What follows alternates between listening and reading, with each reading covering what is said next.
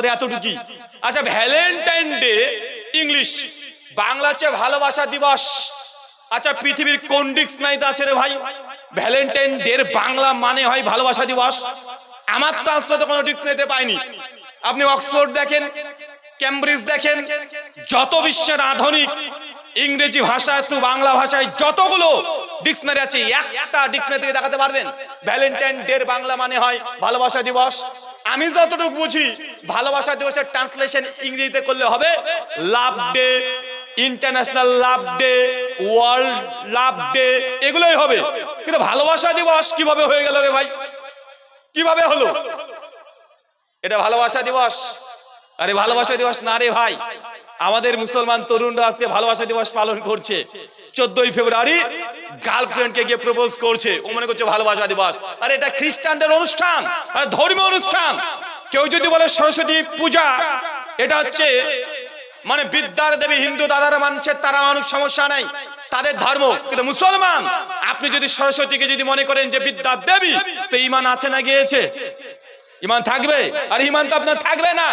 কিন্তু লাভ ডে হিসেবে যেটা প্রচার করা হচ্ছে, এটা খ্রিস্টান প্যাগান যারা আছে, ক্যাথলিক, তাদের একটা ধর্মীয় অনুষ্ঠান। কিন্তু এটাকে এমন ভাবে গোটা বিশ্ব জগতে চর্চা করা হচ্ছে যে মুসলমানের ছেলেরাও আজকে এটাকে ভ্যালেন্টাইন ডে হিসাবে, ভালোবাসা দিবস হিসেবে তারা পালন করছে। আছে না নাই? আরে অনেক কিছু সমাজে আছে, আপনি জানেন না, কিন্তু তার বাস্তবতা আর একটা উদাহরণ দিই। আচ্ছা বলেন তো, বড়দিন কয় তারিখকে বলে? 25শে ডিসেম্বর, তাই না? সবাই একমাত্র নাকি? দেখেন ধর্মের মধ্যে অধর্ম ঢুকে কিভাবে। আচ্ছা, 25শে ডিসেম্বর যদি বড়দিন হয়, ডিসেম্বর মাস শীতকাল না গরমকাল? এটা আছে 1 মাস আগে তো ডিসেম্বর চলে গেল, তাই না? এটা ফেব্রুয়ারি তো কেবল 10-12 তারিখ চলছে, মানে 1 মাস 10 দিন আগে ডিসেম্বর ছিল। তো সেই সময় শীত ছিল না গরম ছিল? শীত ছিল নিঃসন্দেহে। আচ্ছা চাচা, শীতের সময় দিন ছোট হয় না বড় হয়? দিন ছোট হয়। রাত কি হয়? রাত হয় অনেক বড়, দিন ছোট। তো 25শে ডিসেম্বর যদি শীতকাল হয়, তো ছোট দিন হবে না বড় দিন হবে? বুঝেনি মনে হয়। আরে 25শে ডিসেম্বর ছোট দিন, আপনি এখনই গুগল করে দেখেন। আরে এখন মানুষের চোখে ধুলো দেয়, বক্তব্য দেওয়ার যুগ শেষ হয়ে গেছে। আর যুবক তরুণ যারা এখানে বসে আছে, তারা টুক করে এখন প্রত্যেক তথ্যকে যাচাই করতে পারে, পারে কি পারে না? এখন যদি লিখে শুধুমাত্র গুগল হাফেজাহুল্লাহ, মানে গুগলকে হাফেজাহুল্লাহ বলছি বলে আপনি বড় আলেম ভাবেন না। মানে গুগল এটা আমাদের অনেক সুবিধা করছে, করছে কি করছে না?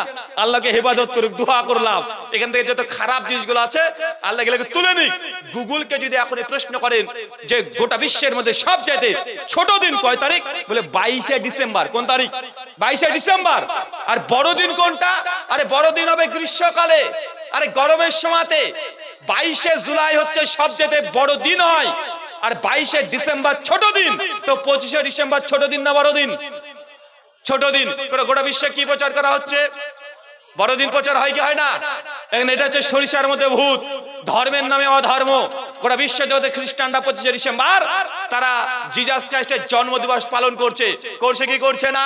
অথচ কোরআন যদি দেখেন, জিন্দেগিতে ঈসা নবী তিনি ডিসেম্বর মাসে জন্মগ্রহণ করেনি, তার জ্বলন্ত দৃষ্টান্ত কোরআনে আছে। সূরা মারিয়াম 19 নম্বর সূরার 28 নম্বর আয়াত, আল্লাহ মারিয়ামকে বলছে, মারিয়াম যখন সে প্রেগনেন্ট, পেন উঠেছে, বাচ্চা প্রসব হবে, ছটফট করছে, আল্লাহ বলছে মারিয়াম তুমি যাও, ওই বাইরে খেজুর গাছ আছে, ওই গাছের কাণ্ড যেটা আছে সেটা নাড়ানাড়ি করো, পাকা পাকা খেজুর পড়বে, সেটা তুমি ভক্ষণ করো। আচ্ছা বলেন তো চাচা, খেজুর পাকে কখন? শীতকালে না গরমকালে? খেজুর কোন সময় পাকে? আরে গরমের সময়। শীতকালে খেজুর ধরেও না, পাকবেও না। তার মানে জিজাস ক্রাইস্ট ঈসা নবী কোন সময় জন্মগ্রহণ করেছে? শীতকালে না গরমকালে? আরে গরমকালে। কিন্তু গোটা বিশ্বের খ্রিস্টানরা শীতকালে ডিসেম্বর মাসে তাই জিজাস ক্রাইস্ট তথা ঈসা নবীর জন্মদিবস পালন করছে কি করছে না? করছে। এটা হচ্ছে ধর্মের নামে অধর্ম। আমাদের মুসলমানও কম না, ওরা দেখছে যে খ্রিস্টানরা যদি তার নবীর জন্মদিবস পালন করতে পারে, তা আমরা কি পারি না? আমাদের কি নবী নাই? আরে আমাদেরও নবী তো আছে, মুহাম্মদ রাসূলুল্লাহ সাল্লাল্লাহু আলাইহি সাল্লাম। আমরাও পালন করব কি? 12 রবিউল আউয়াল পালন হয় কি হয় না? নবীর জন্মদিবস পালন হয় কি হয় না? 12 রবিউল আউয়াল নবীর জন্মদিবস পালন করছে। আমার জানামতে ইমাম ইবনে কাসির রাহিমাহুল্লাহ জন্ম 701 হিজরি, মৃত্যু 774 হিজরিতে আল বিদায়া ওয়ান নিহায়া প্রথম খণ্ডের 98 নম্বর পৃষ্ঠায় তিনি আলোচনা করছেন নবীর জন্ম বৃত্তান্ত। কমপক্ষে 8খানা সনদ সহকারে তিনি রিওয়ায়াত পেশ করে বলছেন নবীর জন্ম দিবস নিয়ে কত তারিখ এটা নিয়ে মতভেদ আছে। কেউ বলছে শাবান মাসের 6 তারিখে, কেউ বলছে রমজান মাসের 11 তারিখে হয়েছে, কেউ বলছে রবিউল আউয়াল মাসের 12 তারিখে, কেউ বলছে 9 তারিখে, কেউ বলছে না মুহররম মাসে হয়েছে। বড় পীর আব্দুল কাদের জিলানী রাহিমাহুল্লাহ নাম শোনা আছে না নাই? আছে না নাই? উনি আবার তার গুনিয়াতুত তালেবিন, যেটা আল গুনিয়া নামে পরিচিত, ওই বইয়ের প্রথমেই তিনি আলোচনা করছেন একদম 8 নম্বর পৃষ্ঠায় যে নবী জন্মগ্রহণ করেছেন 12 রবিউল আউয়াল নয়, বরং 10ই মুহররম। নেন ঠেলা। যাকে এখন এতদিন ধরে বড় পীর মেনে আসলো, সে বলছে নবী 12 তারিখে জন্মগ্রহণ করেনি, 10 তারিখে জন্মগ্রহণ করেছে। কয় তারিখে? 10 তারিখে। মাওলানা আহমদ রেজা খান বেরেলভী তার ফতোয়ার গ্রন্থ ফতোয়া রেজবিয়া 13 নম্বর খণ্ড 119 নম্বর পৃষ্ঠায় তিনি বলছেন নবী 12 তারিখে জন্মগ্রহণ করেছে। এই যে হাদিসগুলো পাওয়া যায় সবগুলো যায়িফ, একটাও প্রমাণিত না। কিন্তু আজকে তারাই দেখেন জিলেপি খাওয়ার জন্য তারা রাস্তাঘাটে 12 তারিখ আসলেই নবীজির আগমন শুভেচ্ছা স্বাগতম করে রাস্তাতে ডিজে বাজিয়ে চলতে শুরু করে দেয়। আছে না নাই? আছে না নাই? আরে এটা সম্পূর্ণ খ্রিস্টানদের কাছ থেকে চলে এসেছে আমাদের মধ্যে। খ্রিস্টানরা তারা তাদের নবীর জন্মদিবস পালন করেছে। জন্মদিবস পালন করা যদি একটা গুরুত্বপূর্ণ হতো তো আল্লাহর নবীর জীবদ্দশাতে 23 বছর নবুয়ত জীবন তিনি একবার পালন করতেন কি করতেন না? নবী তো পালন করেননি। নবীর মৃত্যুর পর আম্মা জান আয়েশা রাদিয়াল্লাহু আনহা 59 হিজরিতে মৃত্যুবরণ করেছে। কমপক্ষে 47 বছর নবীর মৃত্যুর পর আম্মা জান আয়েশা জীবিত ছিলেন, তিনি একবারও নবীর জন্মদিবস পালন করলেন না। সিদ্দিকে আকবর তিনি করলেন না, ওমর বিন খাত্তাব করলেন না, ওসমান বিন আফফান করলেন না, আলী বিন আবি তালিব করলেন না। আর 1500 বছর পরে বাঙালিরা মনে করছে নবীর জন্মদিবস পালন না করলে ইহুদির দালাল। আছে না নাই? মানে আপনি যদি নামাজ না পড়েন, হ্যাঁ তুমি পাক্কা মুসলমান। 350 জর্দা দিয়ে পান খান, পাক্কা মুসলমান। বেনামাজি, 1 ইঞ্চিও দাড়ি নাই, তারপরে পাক্কা মুসলমান। ও লটারি কাটছে হুজুর, তারপরে পাক্কা মুসলমান। কিন্তু তুমি 5 ওয়াক্ত নামাজ পড়ো, তুমি বড় বড় দাড়ি রেখে দাও, তুমি জুব্বা হাব্বা পরে ঘুরে বেড়াও, প্রতিদিন 1 পারা করে কোরআন মাজিদ পড়ো, কিন্তু নবীর যদি মিলাদ না পালন করো তুমি ইহুদির দালাল। ভাই ফটো আছে না নাই? এর হচ্ছে ধর্মের নামে অধর্ম। কয়দিন আগে চলে গেল 15ই শাবান, গেছে কি যায় নাই? 15ই শাবান শবে বরাত শব্দটাই আরবি না, শব্দটা ফার্সি আর আরবি সংযুক্ত। তার মানে বুঝতে পারছেন যে ডাল মে কুছ কালা হে, কালা নেই হ্যাঁ বলকি পুরো ডালই কালা হে। শবে বরাত এই রাত্রিতে মানুষ রাতে নামাজ পড়েছে আর দিনে রোজা রেখেছে। রেখেছে কি রাখে নাই? রেখেছে তো নাকি? অনেকে আবার ধোকা দেয়, দেখো দেখো তোমাদের আলবানি হাদিস সহিহ বলেছে, আর শেখ আলবানি সত্যি হাদিস সহিহ বলেছে। শেখ আলবানি তার সিলসিলা হাদিস সহিহের মধ্যে 1144 নম্বর হাদিস, এই হাদিস আনার পর তিনি 8টা হাদিসকে নিয়ে এসেছেন। নিচে সমস্ত হাদিসকে শেখ আলবানি বলছেন যেন হুকুম দিচ্ছেন স্বতন্ত্রভাবে, সবগুলোকে বলছে যায়িফ, যায়িফ, মুরসাল, ইনকিতা আছে। বলতে বলতে তিনি শেষে এসে বলছেন যেহেতু শবে বরাত কেন্দ্রিক এতগুলো হাদিস, কমপক্ষে 8টা হাদিস এসেছে আর সবগুলো যায়িফ। শেখ আলবানি এককভাবে কোন হাদিসকে সহিহ বলেনি, হাসানা বলেনি। শেখ আলবানি একটা উসুল ছিল কি, তিনি যায়িফ জমা যায়িফ জমা যায়িফ যখন পেতেন, মানে একই হাদিস 3টে সনদ পেতেই তিনি যায়িফ জমা যায়িফ যায়িফ জমা যায়িফ এটাকে বলতেন হাসান লি গায়রিহি, মানে হাদিসটা গ্রহণ করা যেতে পারে, কারণ একই সনদ থেকে বেশ কয়েকটা সনদে হাদিস আসছে, এই যে তিনি হাদিসটাকে হাসান বলার চেষ্টা করেছেন। এখন শেখ আলবানির এই অজুহাত দিয়ে বলছে দেখো লা মাযহাবি তোমাদের ইমামই বলেছে। বলে কি বলে না? বলে কি বলে না? শোনেন, শেখ আলবানি যে হাদিসকে সহিহ বলেছে ওই হাদিসের মধ্যে আমল করতে হবে সে হাদিস নাই। ইবনে মাজার যে হাদিস এসেছে যে রাত্রি বেলাতে রোজ নামাজ পড়া আর দিনের বেলাতে কি রাখা, সিয়াম রোজা রাখা, এই হাদিস ইবনে মাজার 1192-93 নম্বর হাদিস এনে শেখ আলবানি নিজে বলেছে মওযু, এই হাদিস জাল। কোন হাদিসকে তবে সহিহ বলেছে? ওই হাদিসগুলোকে যে এই 15 শাবানের রাত্রিতে আল্লাহ সুবহানাহু ওয়া তাআলা 2 শ্রেণীর মানুষকে ক্ষমা করে। 1 যারা হিংসুক না, 2 যারা শিরক করেনি। তো বেচারা তুই তো কবর পূজা করছিস, সারা রাত নামাজ পড়লে কি হবে? বুঝেননি মনে হয়। শেখ আলবানি এই ক্যাটাগরি হাদিসকে সহিহ বলেছে। আচ্ছা, 15 শাবানের রাত্রিতে আল্লাহ সুবহানাহু ওয়া তাআলা তিনি শেষ আসমানে নেমে আসেন, দুই শ্রেণীর মানুষকে ক্ষমা করেন। এক, যারা হিংসুক না, যাদের ভিতরে কোনো হাদাস নেই। আর দুই, যারা শিরিক করেনি। এখন এই জন্য বাঙালি মনে করছে 15 তারিখেই শুধুমাত্র রাত্রিবেলাতে কি করতে হবে? নামাজ পড়তে হবে, আর দিনে রোজা রাখতে হবে। বাঙালি শর্টকাট জান্নাত যেতে চায়, মানে সবকিছুতে শর্টকাট।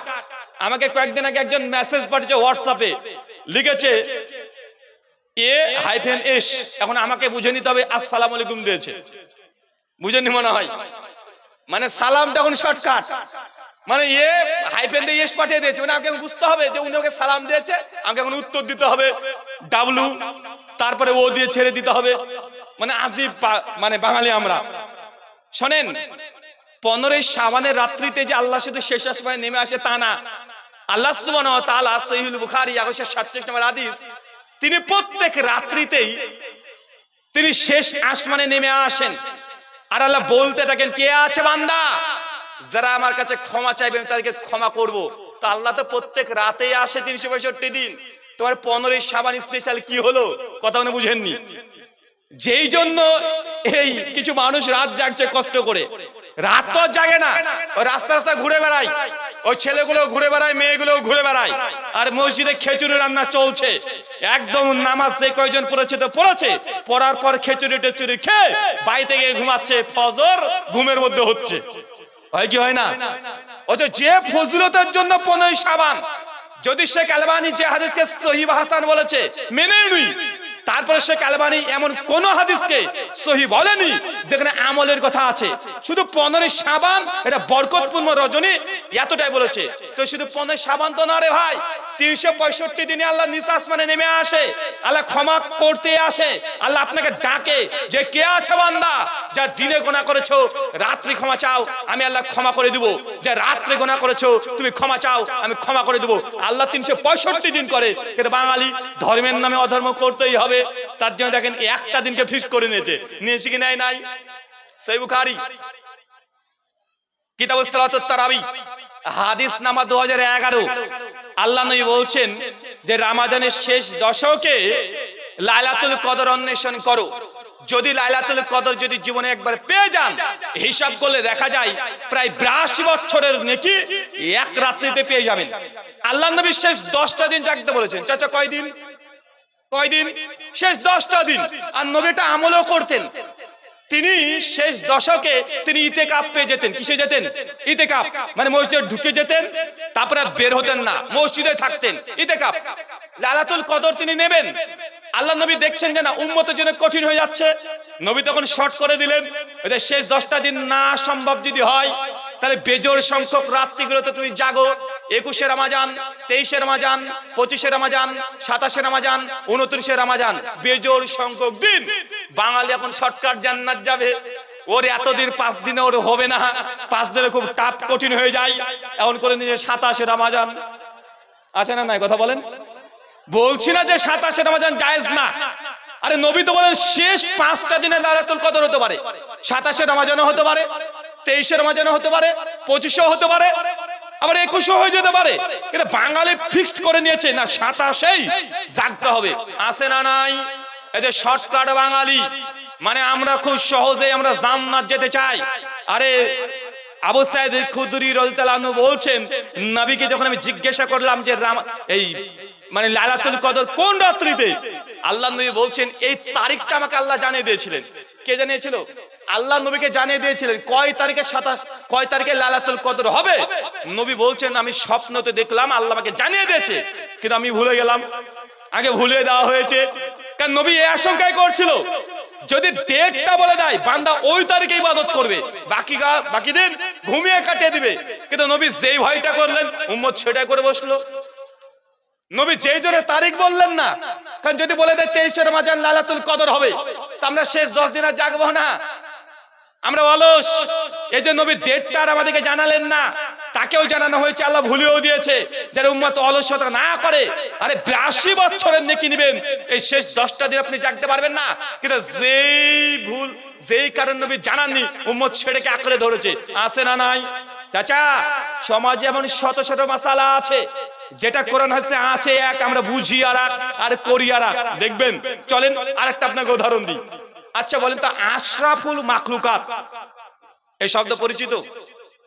আশরাফুল মাখলুকাত, আচ্ছা বলেন তো আশরাফুল মাখলুকাত কে? জোরে বলেন। মানুষ। সবাই একমত তো? আচ্ছা, মানুষ যদি আশরাফুল মাখলুকাত হয়, বলেন ফেরাউন এই মালটাকে বলেন আশরাফুল মাখলুকাত? আবু জাহেল বলেন, আবুল আহাব বলেন, উদবা, সাইবা, আমাদের চাওয়ালা বলেন এই মালটাকে 56 ইঞ্চি বলেন, বলেন এটা আশরাফুল মাখলুকাত। দেন ফতোয়া, ঢালাও ভাবে বলে দিলাম, সবাই বলছি 99% মানুষ যে আশরাফুল মাখলুকাত হচ্ছে মানুষ। হচ্ছে ইমাম ইবনে কাইয়িম আজ-জাওজাই আল মুতাফাস 751 হিজরি, তার বিখ্যাত গ্রন্থ আছে আল ইলামুল মুওয়াক্কিন ফি রাব্বিল আলামিন, দ্বিতীয় খণ্ডের 267 নম্বর পৃষ্ঠা। তার আরেকটা বই আছে মানারুল মুনিফ, 58 নম্বর পৃষ্ঠায় তিনি আলোচনা করতে গিয়ে বলছেন, মানুষ যে সব আশরাফুল মাখলুকাত এই কথা সত্য নয়, এই আকীদাও সঠিক নয়। মানুষের মধ্যে আশরাফুল মাখলুকাত আছে, মানুষের মধ্যে যারা ঈমানদার, যারা মুমিন, তারা হচ্ছে আশরাফুল মাখলুকাত। আর যারা ঈমান নাই, বেঈমান, যারা সবসময় আল্লাহর বিরুদ্ধে কথা বলে, যারা অ্যাথিস্ট, নাস্তিক, যারা ইসলামের বিরুদ্ধে আচরণ করে, আল্লাহ কোরআনে জানিয়ে দিয়েছেন শাররুল বারিয়া, এরা সৃষ্টির নিকৃষ্ট। কথাকে মা বুঝতে পারলেন? আচ্ছা বলতে আশরাফুল মাখলুকাত কে এবার? কে? আরে মানুষের মধ্যে যারা মুমিন, যারা ঈমানদার, যাদের ঈমান আছে, তারাই আশরাফুল মাখলুকাত। আর মানুষের মধ্যে যারা বেঈমান, ফেরাউন কোয়ালিটি, আবু জাহেল, আবু লাহাব, চাওয়ালা কোয়ালিটি, এরা হচ্ছে শাররুল বারিয়া, এরা সৃষ্টি নিকৃষ্ট। ঢালাও ভাবে আমরা সবাইকে আশরাফুল মাখলুকাত বলছি কি বলছি না? অনেক কিছুই আছে। আচ্ছা আরেকটা প্রশ্ন করি, চাচা আপনাদের এলাকাতে মাঠ, ক্ষেত, খামার আছে, আছে না? গরুটাকে যখন বেঁধে আসেন, একটা সাপ এসে দুধ খেয়ে পালিয়ে যায়, সাপটার নাম কি? জোরে বলেন। ডারহাস। নামও সে খামদামি নাম, নামের মধ্যে একটা ভাব আছে, ডারহাস। আচ্ছা বলেন তো চাচা, সাপ আপনার গরু দুধ খেয়ে পালিয়ে যায়, যারা মাধ্যমিক ম্যাট্রিক পরীক্ষা দিয়েছেন, এখনো রানিং অবস্থায় আছেন, তাদেরকে প্রশ্ন, ভাইজান বলতে সাপ কি দুধ খেতে পারে? ও যে দুধ খাওয়িয়ে দেন, ও বেচারা 7-8 ঘন্টা পর চিটপটাং মরে পড়ে থাকবে। কেন? কারণ দুধকে খাওয়ার পর তো হজম করতে হবে, হজম করার জন্য শরীরে এনজাইম দরকার। সাপের শরীরে দুধকে হজম করার জন্য এনজাইম নাই। আরে সাপ তা খায় পোকামাকড়, ব্যাং, ও মাংসাশী প্রাণী, ও দুধ খেতে পারে না, ও মাংসাশী প্রাণী। আমাদের হিন্দু ভাইরা বললেই হয় সাপ এখন মুসলমান, কেন মাংস খায়? আবার বিপদ। আরে সাপ ও জিন্দেগিতে দুধ খেতে পারবে না, জোর করে দিলেও ও খেয়ে আর বেঁচে থাকতে পারবে না, মরে যাবে। আচ্ছা একটা বাঘকে যদি আপনি সবজি খাওয়াই দেন রান্না করে, কি করবে? ও বেচারা 2-1 ঘন্টা পর পেট ফুলে ও পাগলা কুত্তার মতো ঘুরে বেড়াবে, মনে হবে না বাঘ, ও মনে হবে যে আপনার বাড়ি বিড়াল, মনে হবে কি হবে না? আচ্ছা একটা গরু বা ছাগলকে যদি মাংস খাইয়ে দেন, হজম করতে পারবে না? কেন? হজম করার জন্য এনজাইম দরকার। সাপের শরীরে ওই দুধকে হজম করার মতো, ডাইজেস্ট করার মতো এনজাইম নাই, তাই সে পারবে না। উত্তরপ্রদেশ আমাদের যোগী রাজ্য, ওই রাজ্যে একটা মন্দির আছে, নাগমাতা মন্দির। যেহেতু আমাদের হিন্দু দাদারা সাপকে ভগবান মনে করে, করতে পারে ভাই, সাপকে ব্যাংকে যা ইচ্ছা তুমি ভগবান মনে করো, কারো অনুভূতিতে আঘাত দিতে চায় না, বিশ্বাস যা করছে করতে পারে। বা আমাদের কোনো সমস্যা আছে? লাকুম দিনুকুম ওয়ালিয়া দিন, তোমার কর্মফল তুমি পেয়ে যাবে আর আমার কর্মফল আমি পাবোই। তো তারা সাপকে মনে করে ভগবান। তো নাগ পঞ্চমীর দিন লাখ লাখ কেজি ওই মন্দিরে দুধ ঢালে হিন্দু ভক্তরা। তা আমাদের ভারতেরই বেশ কিছু সেকুলার আছে, তারাও হিন্দু, মুসলমান না, তারা চিন্তা করে বলছে, আরে সাপ তো দুধ খেতে পারে না, তো মন্দিরে লাখ লাখ কেজি দুধ যায় কোথায়? বেচারা টেনশনে পড়ে গেছে, যায় কোথায়? সাপ তো দুধ খায় না, নিঃসন্দেহে কোনো সমস্যা আছে। ওরা তখন তদন্ত করতে শুরু করেছে, আর মন্দিরের যারা কর্তৃপক্ষ আছে তারা তদন্ত করতে দেবে না। যখন সরকারি পারমিশন নিয়ে তদন্ত করছে, তখন দেখছে যে শিবলিঙ্গের তল দিয়ে যেখানে জনগণ দুধ ঢালছে তার নিচে একটা পাইপ সেট করা আছে। কি আছে? পাইপ। ওই পাইপ মন্দিরের পেছনে চলে গেছে, যে ওখানে ড্রাম লোড হচ্ছে, বড় বড় দুধ যখন হয়ে যাচ্ছে ড্রাম, তখন ট্রাক গাড়িতে তুলে দিচ্ছে, ওই গাড়ি গিয়ে আবার দোকানে বিক্রি করছে মন্দিরের সামনে। ভক্তরা আবার কিনে আবার মন্দিরে দেয়, আবার পেছন দিক দিয়ে গাড়িতে যায়, আবার দোকানে আসে, আবার মন্দিরে। মানে এক দুধ মানে 100 বছর ধরে ও বিক্রি করে চলে যায়। কথা মানে বুঝতে পারলেন না? কারণ সাপ তো দুধ খায় না। এখন এই কথা বললেও বিপদ। তাই যে বলতে পারি ধর্মের অবমাননা করেছি। আচ্ছা, আমি আগে বলেছি এখন যুগ হচ্ছে টেকনোলজি, তাৎক্ষণিক এখন তথ্য যাচাই করা যায়, যায় কি যায় না? গুগল তো ওল্ড ভার্সন হয়ে গেছে, এখন এআই এর যুগ, আর্টিফিশিয়াল ইন্টেলিজেন্ট, চ্যাট জিপিটি, হাফেজাউল্লাহ আছে না নাই? আছে না? গ্রক, ডিপসিক আছে না নাই? তথ্য যাচাই করা যায় কি যায় না? আচ্ছা, এর জন্য আমরা একটু চ্যাট জিপিটির সহযোগিতা নিই, দেখি সে কি বলে, সাপকে দুধ খায় কি খায় না। চলে চ্যাট জিপিটি, সাপ কি দুধ খেতে পারে? শার্কের দুধ খাওয়ার বিষয়টা আসলে একটু মজার ব্যাপার। শার্কেরা মূলত মাংসাশী, অর্থাৎ তারা অন্য মাছ বা সামুদ্রিক জীব খেয়ে বাঁচে এবং তাদের দুধ দেওয়ার কোনো ধারণা নেই। তাই এই প্রশ্নের উত্তর হবে না, শার্ক দুধ খায় না। দেখেন, এখন এই চ্যাট জিপিটিকে যদি বলে যে মুসলমান হয়ে গেছে, তাতে মহা মুসিবত রে ভাই। সাপ দুধ খায় না, কিন্তু ভারতবর্ষের কত সাপ মন্দির আছে, মনসা আছে, তার কাছে গিয়ে দুধ ঢেলে দেয়, দেয় কি দেয় না? চাষাও টেনশনে পড়ে গেছে, তাহলে আমার গরু দুধ খায় কে? কারণ সিনেমাতে আপনি বেদের মেয়ে জুসনা সিনেমা দেখার মানুষ, ওই বেদের মেয়ে জুসনা আর বেহুলা লক্ষিন্দারে দেখেছেন যে সাপে যদি কামড়ে দেয়, ঘটিতে করে দুধ দেয়, সাপ এসে ক্যালবেল করে সে খেয়ে দিয়ে চলে যায়, আবার দুধ তুলেও নাই। চাষা, সিনেমাতে অনেক কিছুই দেখা যায়। আচ্ছা, গ্রাম বাংলাতে দেখবেন এখনো কিছু মানুষ আছে ঘর থেকে সাপ বের করে, ওদের নাম কি? সাপুরে। সাপুরে এসে কি করে দেখবেন, সাপুরে এসে ও একটা বিন বাজায়, মানে একটা আশ্চর্য ধরনের বিন, মানে বাঁশি বাজাবে, আর উনি সাপ আস্তে আস্তে বাইরে চলে আসে। চাচা, সাপের কানই নাই, ও শুনতেই পায় না, আরে শ্রবণ শক্তি নাই। তা আপনি টেনশনে পড়ে গেলেন, তাহলে সাপ ফনা তুলে কেন বারবার ছবল মানে কেন? চাচা, ও যিনি বিন বাজাচ্ছেন সাপের কাছে, ওই বারবার একে নাচায়, আর সাপ দেখে মনে করছে যে তাকে অ্যাটাক করবে, মানে তাকে মারবে। সাপ তখন সেলফ ডিফেন্সের জন্য, মানে আত্মরক্ষার জন্য ও বারবার ওই ছবল মারতে শুরু করে দেয়। সাপের কান নাই, ও দেখতেই পায় না। কত কি আছে আপনি জানেন? মানে আপনি জানেন এক, কিন্তু বাস্তবতা সম্পূর্ণ উল্টো। অসংখ্য মাসালা উদাহরণ আপনাকে দেওয়া যায়। এই জন্য আমি একটা বারবার কথা বলি, না জানার চাইতে ভুল জানা বেশি ক্ষতি। কি বললাম কথা বলেন? যে জানে না এ যতটুকু ক্ষতিকর, কিন্তু যে জানে তবে ভুল জানে, এ তার চাইতে ডবল বেশি ক্ষতিকর। যে জানে না তাকে জানানো সম্ভব, আর যে জানে কিন্তু ভুল জানে তাকে মানানো এটা খুব টাফ, কঠিন, সম্ভবই নয়। চলে একটা উদাহরণ দিয়ে বুঝতে পারবেন। আচ্ছা চাচা, আপনাকে কষ্ট দিতে চায় না, অনেকে 60-70 বছরের চাচারা আছেন, এখন আছে তো, দেখবেন তারা 50 বছর ধরে মসজিদে নামাজ পড়ছে, আর নামাজ পড়ছে, নামাজে সূরাতুল ফাতিহা লাগে, সূরা ফাতিহা মুখস্থ আছে, কিন্তু চাচা আরবি দেখে দেখে পড়তে পারে না। আমি বলছি না, অপমান করছি না, আপনি পড়তে পারেন না। কিভাবে শিখেছেন? বাংলা উচ্চারণ দেখে দেখে শিখেছেন, ওদের কারো মুখ থেকে শুনে শুনে শিখেছেন। এখন আপনি যতই বাংলা উচ্চারণ দেখে সূরাতুল ফাতিহা শেখেন, আপনার তাজবিদ মাখরাজ কি শুদ্ধ হবে না? মিস্টেক হবেই, ভুল উচ্চারণ হবেই। কারণ বাংলা উচ্চারণও আমরা অনেকে ঠিক করতে পারি না। বাংলাতেও কিন্তু ধ্বনি আছে, শুধু আরবিতে কিরাত মাখরাজ আছে তা নয়, বাংলাতেও আছে। ওয়া কিভাবে উচ্চারণ হবে, আ এর উচ্চারণ স্থল কোথা থেকে আসবে, ব কিভাবে আসবে, দন্ত ন কিভাবে নাক থেকে বের হবে, বাংলাতে ধ্বনিগুলো আছে। আমরা মনে করি শুধু আরবিতে আছে, না, পৃথিবীর সব ভাষাতে এই তাজবিদ, এই মাখরাজ নিজ নিজ ভাষায় আছে। ইংরেজিতে আছে না নাই? ইংলিশেও আছে। দেখবেন ব্রিটিশ ইংলিশ আর নর্মাল ইংলিশ পার্থক্য আছে না নাই? সব ভাষাতে আছে। তো একজন চাষা এখন 50 বছর ধরে ফাতিহা দিয়ে নামাজ পড়ছে, এই যে নামাজ পড়ছে আলহামদুলিল্লাহ রাব্বিল আলামিন, কারণ উনি উচ্চারণ দিয়ে শিখেছে।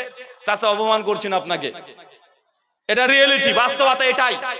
এখন আমি যদি শেখ সুদাইস মক্কার ইমাম, কাবার ইমাম, ওকে ভাড়া করে নিয়ে এসে দিই আপনাদের মাদ্রাসায়, আর যদি বলি যে এই এলাকাতে 10 জন আছে চাষা 50 বছর নামাজ পড়েছে, বাংলা উচ্চারণ থেকে ফাতিহা শিখেছে, এখন এদের আপনি শুদ্ধভাবে ফাতিহা শিখিয়ে দেন, শেখ সুদাইস 2 দিন ক্লাস নেবে, 3 দিনের দিনে কখন যে ভোরবেলায় ফজরের নামাজ পড়ে টিকিট কেটে পালিয়ে যাবে, বুঝতে পারবে না। বলে বাবা আমার দরকার নাই এই চাকরির, ও লাখ টাকা দিলে আপনার এই চাকরি করবে না, পালিয়ে যাবে। কেন? কারণ চাচা জানে, তবে চাচা কি জানে? ভুল জানে। এখন ভুলকে শুদ্ধ করতে গেলে খুব টাফ। প্রথমে জিহ্বা থেকে এটাকে বাতিল করতে হবে, ডিলিট করতে হবে, তারপরে ব্রেন থেকে ডিলিট করতে হবে। আগে ডিলিট করে দাও, তারপর নতুন কোনটা শুদ্ধ উচ্চারণ আগে ব্রেনে ঢুকাতে হবে, তারপর জিহ্বার সঙ্গে কানেকশন দিতে হবে, তারপর আপনি বলতে দেবেন, ঘুরে ফিরে আগেরটাই চলে আসবে। আসে না? এটা কঠিন। কিন্তু এই যে 5 বছরের ছেলেকে ডেকে নিয়ে আসেন, শেখ সুদাইস লাগবে না, এই মাদ্রাসার সব জায়গাতে যে কোরআনের হাফেজ ছাত্র তার সামনে বসিয়ে দেন, মাগরিবে দিয়ে যাবেন, মাগরিবের নামাজে বলবেন যে সূরা ফাতিহা শিখে দাও তো আমার ছেলেকে, 5 বছর বয়স, আর এশার সময়তে এসে নিয়ে যাবেন। দেখবেন মাত্র 2 ঘন্টাতে আপনার নিজের ছেলে 5 বছর এত চমৎকার ভাবে ফাতিহা পড়ে শুনিয়ে দিবে, আপনার 10 বছরেও আর আপনি পারবেন না। কেন? কারণ আপনি যেটা শিখেছিলেন ভুল শিখেছিলেন, এখন ঠিক করতে গেলে টাফ, কঠিন। এটা যতক্ষণ আপনি না বুঝবেন ততক্ষণ সমাজ থেকে কোনটা ধর্ম কোনটা অধর্ম এটা মানানো বুঝানো খুব টাফ, কঠিন। এই জন্য দেখবেন সমাজে অনেক কিছুই মানতে চায় না। একটা উদাহরণ দিই, কষ্ট নিয়েন না। আচ্ছা, জনগণের একটা প্রশ্ন, হুজুর আপনারা হুজুর রায় তো ঠিক না, এক হুজুর এক ফতোয়া দেয়, তো আর এক হুজুর আর এক ফতোয়া দেয়। এ হুজুর বলে গেল জায়েজ, আর আপনি এসে বলছেন না জায়েজ। তা আমরা জনগণ মানবো কোনটা? কোনটা ঠিক? তো হুজুর রাজ্যের সমস্যার মূল ভাই বলা হয় কি হয় না যে হুজুরদের মধ্যে ঠিক নেই, এ হুজুর জায়েজ বলে, তারা হুজুর না জায়েজ বলে। তা আমরা জনগণ আমরা করব কোনটা, যাব কোন রাস্তায়? একটা ছোট্ট কথা বলে দিই শোনেন। ধরি এক হুজুর এসে বলে গেল মিলাদ জায়েজ, কিয়াম জায়েজ, শবে বরাত জায়েজ, নামাজ অন্তের সম্মিলিত মুনাজাত জায়েজ, ফতোয়া আছে না নাই? আছে না নাই? আরেক দল হুজুর তারা বলছে না, এগুলো সব বেদাত, মিলাদ বেদাত, কিয়াম বেদাত, শবে বরাত বেদাত, মুনাজাত বেদাত। এই ফতোয়া সমাজে আছে না নাই? আচ্ছা, জনগণ বাহ্যিক দিক থেকে দেখছেন যারা মিলাদকে জায়েজ বলছে তাদের মধ্যে বড় বড় আলেম আছে, 22 হাত 24 হাত পাগড়ি পরে, জুব্বা আছে 3.5 হাত, জিব্বা আছে 1.5 হাত, ফতোয়া দিচ্ছে 6 হাত। আছে না নাই? তো ওই দলেও তো বড় বড় আলেম। আরে ওরাও 20 বছর মাদ্রাসায় পড়েছে, 30 বছর ধরে বুখারী দাস দিচ্ছে, ওদেরও আরবি ভাষা অনর্গল কথা বলতে পারে, ওরা নাহু সারফের পণ্ডিত, ওরা বই রচনা করছে। তো যারা জায়েজের পক্ষে তারাও আলেম, আবার যারা বলছে বেদাত এরাও মক্কা মদিনা থেকে পড়ে চলে এসেছে। এদের 22 হাত 24 হাত পাগড়ি, এদের জুব্বাতে কম না, এদের মাদানী টাইটেল মাক্কি টাইটেল আছে। আছে না নাই? এখন জনগণ আপনি কোনটা করবেন বলেন তো চাচা? আপনি মনে করছেন যে না, এই 2 হুজুরকে গাছে বাদ বেধরক পেটা সব ঠিক হয়ে যাবে, তাই না চাচা? চাচার সমাধান নয়। আমার সহজ সমাধান আপনাকে বলি, দেখেন তো যদি মনে হয় যে না এটা বাস্তব রিয়েলিটির সঙ্গে যাই, আপনি গ্রহণ করতে পারেন। আচ্ছা ধরে নেন কোন হুজুর যে ঠিক বলছে আমরা জনগণ বুঝতে পারছি না। কেন? যদি আমি কোরআন পড়তে পারি না, আরবি হাদিস পড়তে পারি না, অত আমার জ্ঞান নেই, স্টাডি নেই, এই জন্য কারা যে ঠিক এটা আপনি বুঝতে পারছেন না। কিন্তু দুটো ফতোয়া সামনে আছে। এখন দেখা যাচ্ছে কিয়ামতের মাঠে যখন বিচার কার্য হচ্ছে, যারা মিলাদের পক্ষে ফতোয়া দিয়েছে আল্লাহর দরবারে তাদের ফতোয়াই ঠিক। তাহলে কি হলো ফলাফল? তো যারা এতদিন ধরে মিলাদ করেছে তারা নেকি পেয়েছে, লাখ লাখ নেকি অর্জন করেছে। আর যারা মিলাদ কিয়াম করেনি তারা কি পেয়েছে? তা নেকি পায়নি। তাই তো? যদি এদের ফতোয়া ঠিক হয়ে যায় আল্লাহর ঘরে দরবারে, তাহলে কি হলো? যারা মিলাদ করেছে তারা নেকি পেয়েছে। কিন্তু যদি এই দলের হুজুরদের ফতোয়া আল্লাহর দরবারে ঠিক হয়ে যায় বেদাত, আর বেদাত করলে কি হবে? কুল্লু বিদাতুন দালালা, প্রত্যেক বেদাত হচ্ছে ভ্রষ্টতা। ওয়া রাহুন নাসু হাসানা, যদিও মানুষ সকলে মিলে তাকে উত্তম বেদাত বলে, হাসানা বলে। ইবনে ওমর থেকে সহিহ সনদে শেখ আলবানী রাহিমাহুল্লাহ তার সিলসিলা হাদিস সহিহার মধ্যে হাদিস নাম্বার 7322-এ তিনি আলোচনা করছেন। কথা বুঝতে পারলেন? তিনি আলোচনা করছেন কেউ যদি এই বেদাতকে হাসানাও বলে তারপরে সে বেদাত, সেটা গ্রহণীয় নয়। আল্লাহ সুবহানাহু ওয়া তাআলা আমাদের প্রত্যেককে বোঝার তৌফিক দান করে, আমিন। সম্মানিত সুধী, ফল কথা এটা, যদি 2 আলেমের মধ্যে মতভেদ হয়ে যায় আপনি কি করবেন? চাচা ইলমের ফতোয়া মানলে নেকি হবে, এই আলেমের ফতোয়া মানলে গুনাহ হবে। এখন ইসলামের নেকি করা কি গুরুত্বপূর্ণ না গুনাহ থেকে বাঁচাটা গুরুত্বপূর্ণ? কোনটা? নেকি করা না গুনাহ থেকে বাঁচা? আরে পাপ থেকে বাঁচাটা গুরুত্বপূর্ণ। আপনার যদি নেকি প্রয়োজন হয়, কেন মিলাদ কিয়াম করে নেকি নিতে হবে? যেখানে কোনো হুজুরদের মধ্যে ইখতিলাফ মতভেদ নেই, সেই আমলগুলো করেন। যদি নেকি দরকার হয় প্রতিদিন এক পারা করে কোরআন মাজিদ পড়েন, এক হরফে 10 নেকি পৃথিবীর কোন আলেম দ্বিমত করেছে না? প্রতিদিন যদি এক পারা এক রুকু করে কোরআন মাজিদ পড়েন, কত নেকি লাগবে? নেকি গুণী আপনি শেষ করতে পারবেন না। কত নেকি চাই? সে মুসলিম 263 নম্বর হাদিস, নবী বলছেন, কেউ যদি প্রত্যেক দিন না ওজুর পরে কালেমা শাহাদাত পাঠ করে, আশহাদু আল্লা ইলাহা ইল্লাল্লাহু ওয়াহদাহু লা শারীকা লাহু, এই কালেমাই শাহাদাত কেউ যদি একবার পাঠ করে, নবী বলছে ওই ব্যক্তির জন্য জান্নাতের 8টা দরজা খুলে দেওয়া হবে। যে দরজা দিয়ে মন চায় সেই দরজা দিয়ে আপনি প্রবেশ করবেন, শুধু কালেমা শাহাদাত ওজুর পরে। আর কত নেকি দরকার? কত নেকি লাগবে আপনার? মুসনাদে আবি আলা সাইসানদে হাদিস 1659 নম্বর হাদিস, আল্লাহ নবী বলেন, কেউ যদি প্রতিদিন মাগরিবের নামাজের পর 100 বার সুবহানাল্লাহ, 100 বার লা ইলাহা ইল্লাল্লাহ, 100 বার আল্লাহু আকবার, 300 বার কেউ যদি আমলে খাস করে, আল্লাহর নবী বলছেন সেই বান্দার জন্য আসমান থেকে জমিন এমন কোনো জায়গা থাকবে না যারা নেকি দিয়ে পূর্ণ করবে না। আর কত নেকি চাই? কেন আপনাকে বিতর্কিত মাসালাতে যেতে হবে? কেন মিলাদ করে নেকি কায়েম করতে হবে? যদি মিলাদটা বেদাত হয়ে যায় চাচা, সেদিন আপনি কি করবেন? সেদিন আপনি কি জবাব দিবেন? তাই বিতর্কিত মাসালে আপনার জনগণ যাওয়ার দরকার নেই। আলেমরা তারা বিতর্ক করছে, তারা মারামারি করে মরে যা। আপনার নেকির দরকার, আপনার জান্নাত দরকার। যেখানে মতভেদ নেই, যেগুলো সুন্নাত, আপনি সে আমলগুলো করবো তো ইনশাআল্লাহ। আচ্ছা, একটা উদাহরণ দিয়ে শেষ। ধরেন আপনার এলাকায় পুকুর আছে, পুকুর বোঝেন তো? খাল বিল বোঝেন না? আপনি মাছ চাষ করেন খালে, 4 মাস আগে মাছ ছেড়েছিলেন, 4 মাস পর বাপ বেটা একসঙ্গে মাছ তোলার জন্য এখন পুকুরে চলে গেছেন। যাওয়ার পরে যত মাছ ছিল জাল দিয়ে সব তুলে ফেলেছেন। 10 ড্রাম মাছ লোড হয়ে গেছে, আর একটা মাছ নেই। ভালো তাকিয়ে দেখলেন নাই। পুকুর থেকে উঠে চলে আসছেন, হঠাৎ করে দেখছেন কাদার মধ্যে কি একটা নড়ে উঠেছে। আপনি তাকিয়ে দেখছেন একটা মাছ রয়ে গেছে। আপনি ঝাঁপ দিয়ে মাছটাকে ধরতে গিয়েছেন, আর আপনার বেটা 7 বছর না বলক হাঁটুর বয়সের বলছে, আব্বা হাত দিও না, ওটা মাছ না সাপ। চাচা আপনি কি করবেন বলেন তো? আপনি কি করবেন? আপনি মনে করলেন মাছ, আর বেটা বলছে সাপ। আপনি কি করবেন? মাছ নেবেন? কেন নেবেন না? মাছ তো। ও যদি সাপ হয়, যদি সাপ হয়ে যায় টেনশন আছেন। আর আমি তো আপনাদেরকে চিনি। আপনি একবার যদি বেটার কাছে শুনেন সাপ ও মাছ হলো, আপনার ওই গর্তের মধ্যে হাত ঢুকাবেন না। পারলে তো আপনি লুঙ্গি খুলে পালিয়ে চলে আসবেন, কারণ আপনাকে ভালোভাবে চেনা আছে। কারণ আপনি আগে হিসাব করবেন, আরে 10 ড্রাম মাছ তো তুলে ফেলেছি, মাছ তো আর নাই। ওই একটা মাছ না সাপ, এই বিতর্কে যাওয়ার দরকার আমার নাই। আপনি মাছকে সাপ মনে করে ফেলে পালিয়ে আসবেন। তো দুনিয়া তো ভালোই বুঝলেন। এক হুজুর বলছে জায়েজ, এক হুজুর বলছে বেদাত। জায়েজ করলে নেকি হয়, বেদাত করলে জাহান্নামে যায়। এখানে তো বুঝলেন না।